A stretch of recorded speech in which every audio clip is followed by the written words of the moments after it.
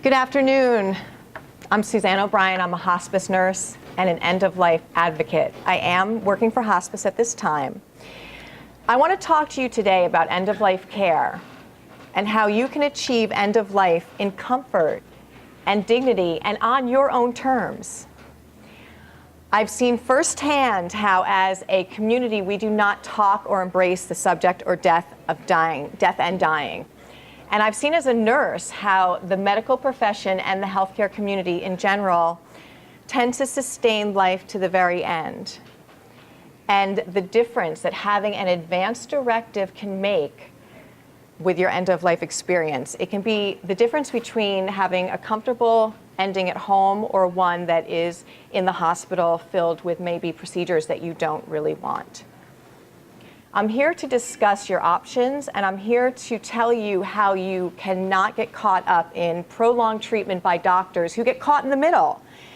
Doctors are caught in the middle of what is humane, of what patients truly want, and what is considered best practice for end of life in today's society. So what is an advance directive? An advance directive is a legal document that allows you to make your end-of-life decisions ahead of time. It consists of two different forms. One is a living will. A living will says just that. While I'm able to make decisions for myself, I'm going to say what I would want, or more importantly, what I would not want at the end of life. For example, hydration, a feeding tube, keeping alive prolonged with transfusions. That's something that a lot of people do not want at the end of life, but if their wishes are not put in writing, they're going to go into default mode, and that's going to be what happens. The other document is a healthcare proxy. A healthcare proxy is actually naming someone to speak for you if you're not able to speak for yourself. So that's what an advance directive is. Now, with that said, if you found out that you were having a life-limiting illness, how many of you would want to be kept at home? Okay, I'm going to raise my hand too, because it's really important. And you're not unlike the 9 out of 10 people that were polled by the National Hospice Organization. In 1996, they did a poll, and 9 out of 10 people said they wanted to be cared for at home if they had a life-limiting illness. Yet, statistically, half of the people today are dying in the hospital. So we have to look at why. Now, with that question, how many of you do have an advance directive or somehow have your wishes stated in writing? Excellent. That is very good. Okay. In America, 1 out of 4 adults has their advance directive in place. Of those 1 out of 4, half of them know where it is. So it's not something that we really commonly do as practice in our country. So we want to talk about why we don't address end-of-life care. I think the answer comes from we're afraid to talk about death as society. You know, I've been at the bedside of people and I'm caring for people. The reason that I'm here in front of you is because of my experience. When I'm caring for someone at the end of life and they're told that there's no more curative measures, everyone sort of goes in a tailspin. And I'm saying to myself, why as a society that is so advanced in so many other ways are we having this end-of-life dysfunction? End of life is very hard. You love your loved ones. If you don't have advanced care planning in place, it makes it 100 times harder. My patients, about 9 of them out of 10, would take my hand, very weak in a hospital, whisper to me and say, I don't want any of this care. I want to go home. But in the other room, the family and the doctors are on this treadmill. What can we do next? What are we going to do? Families fighting amongst each other. Some say let the patient be calm and go. Some say no, we need another surgery. And the doctor's caught in the middle. The medical profession is trained to treat and keep people alive. And that's just what we do in today's society. Only 4 of the medical schools actually have end-of-life training. And that means not towards the end of life. It means that now you have no aggressive treatment that's going to help cure your disease process. How do you care for somebody who is terminal? How do we not have training like that? How do we just focus on sustaining? So the doctors don't want to bring it up. Society in general doesn't talk about it, and it turns into a very complicated issue. Now, if you're looking at end of life, you want to talk about the quality of life. That's something that's very important. When a patient is at the end and they're being treated, maybe a surgery, the Lancet in 2011 did a story. A third of older people in their last year of life, 1/3 were hospitalized for surgery. It's pretty major. Some during the last few months, some even the last week.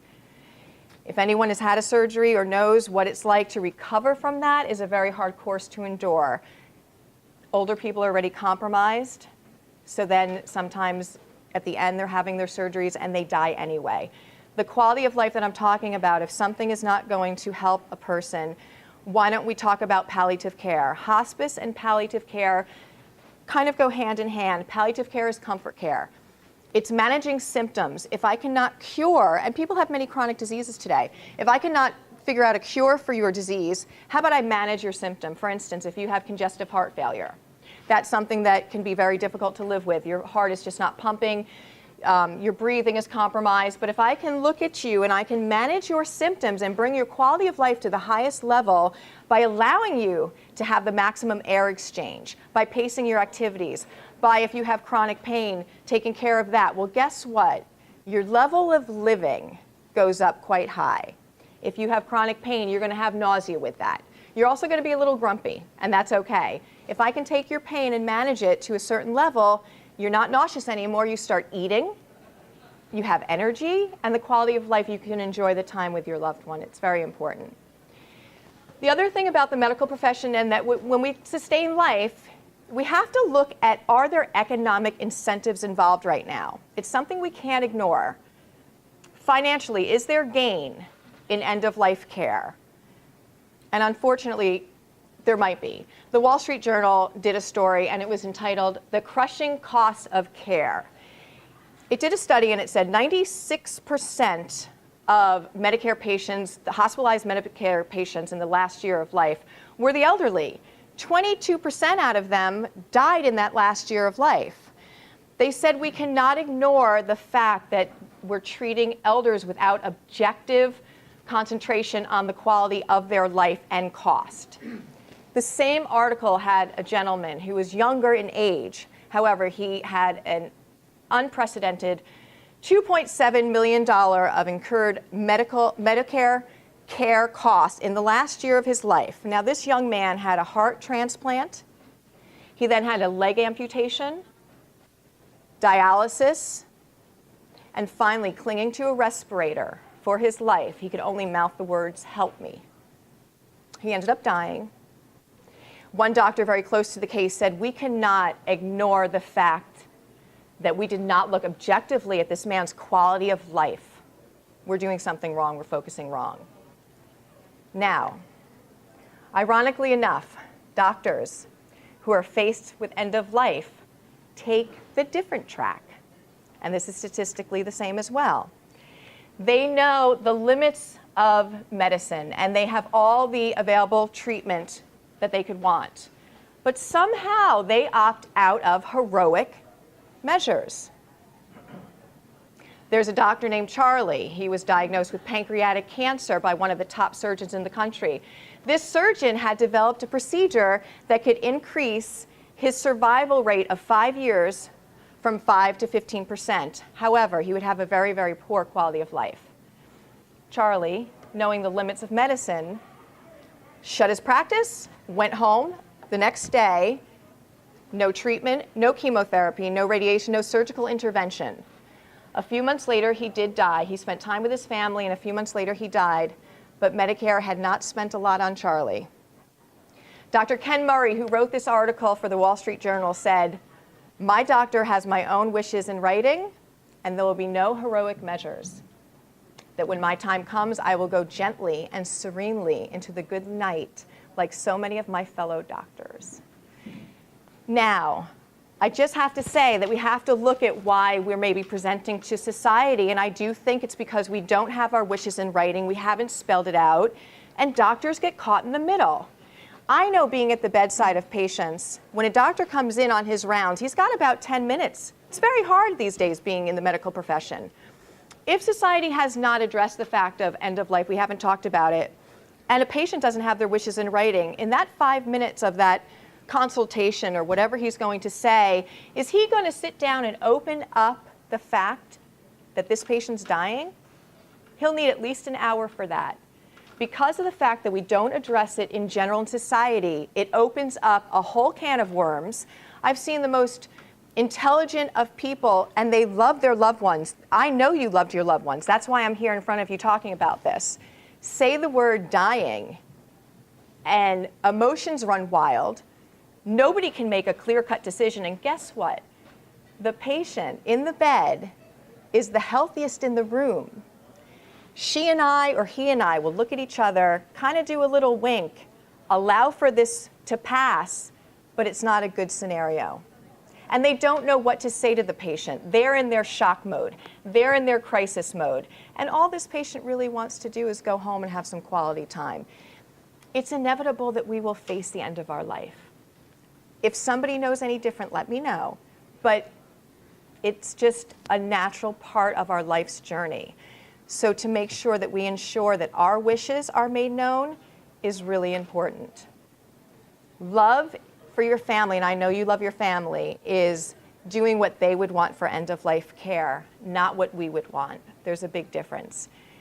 You know, this could lead to family strife. We know the case of Terry Schiavo, the woman who was in a coma for 7 years in Florida because there was no advance directive.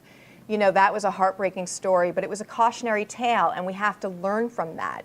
She was a young woman, and I have to say, I mean, even, you know, when you're young, you just don't really want to address that. We do address wills, though. We will make plans for dying for our material possessions.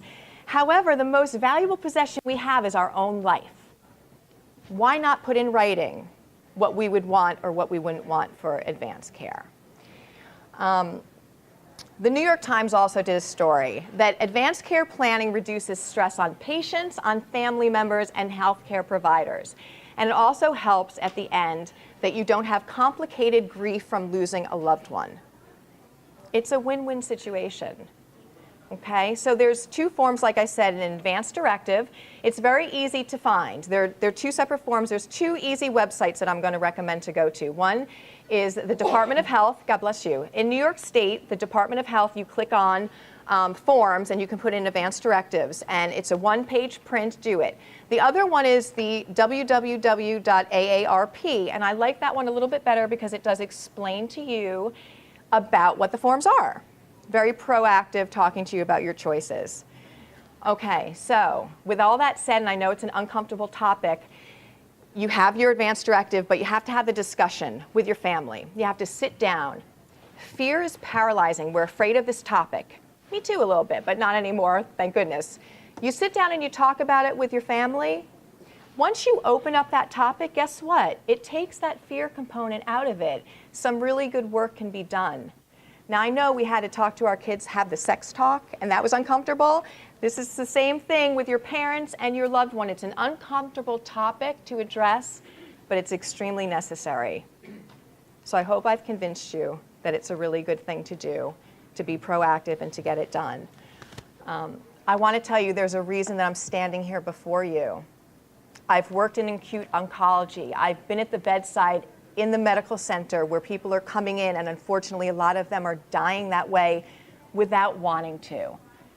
I don't have a difference. If you want everything like my mom, if she wants the whole 9 yards, God bless her, I'm going to do that for her. I'm going to follow her wishes.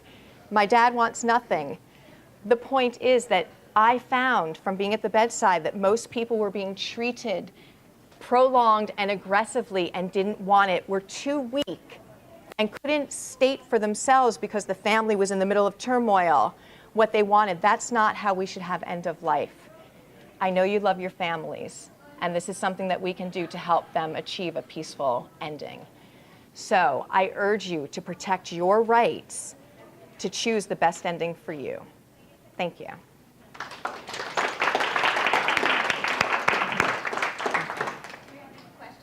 Yes. Okay, yes. Suzanne, Yeah. these, the living will and the advance directive, I assume, should be in the possession of your loved ones. Correct. Now, Yes. you make copies of, Yes. what is the mechanism to ensure that they will be found and followed? Great question. More rather than not, you should have one. Obviously, your healthcare proxy who you choose should have one. Your family should have one. Your practitioner should have one. And if you have an attorney, they should have one on file too. The most important thing is that it's accessible. Let's say, for instance, that you had to go into the hospital, that you know where it can be located. Okay, so a couple of copies is really helpful too. Again, we said that half the people who have them don't know where they are because they did them. And the other thing that's really important to note is that at any time you can change what's written on there. These are not set in stone. We all change our minds. How many times do we change our careers in our lifetimes? If you decide something today, it can be changed at any time. So don't be afraid to do it because you think that once it's down there, that's your only option. Very good question. Yes.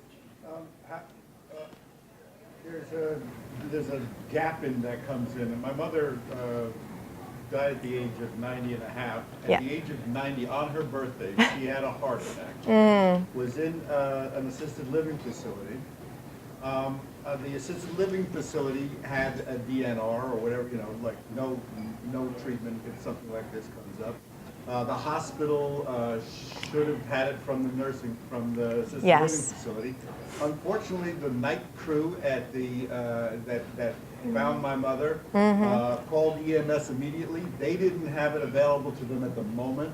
The EMS team didn't have it available to them at the moment. They took her to the hospital. They did all sorts of stuff that she did not want to have done. Right. But it got done anyway because nobody could, at the moment, Right. at 2 o'clock in the morning, come up with these documents. So what are the odds of them ever being able to come up with the right time with the right document? You said that your mom was in a facility at the time, correct? I have to say then that is a problem with the facility because somebody should have an indication, especially when they're in a home, that says, okay, where do we look? We know that there's an older group of people that are already compromised that are in a home. Where do we look to say what their wishes are? It should be right available, a no-brainer. So I do have to say that we have to work harder in healthcare to make sure that doesn't happen because that's not okay that your mom had to go through that, period. And the DNR was in place. So I'm very sorry that, that you had to experience that, your mom had to experience that. But again, that should have been a clear cut somewhere in her room on a wristband. It's usually on a wristband sometimes when you're in a facility that you can say, okay, is this patient, she's nice, God bless her heart, that's wonderful. But, are we going to do those kind of measures and pound on her chest? No. So thank you for sharing that. We have a ways to go.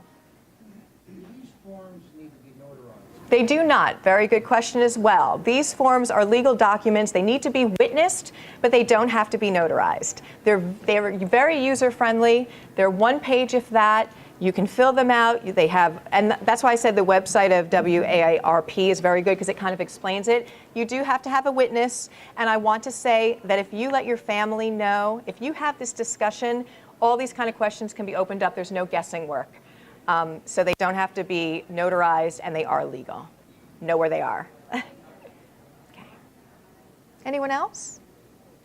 Thank you so much. You've been great. Thank you.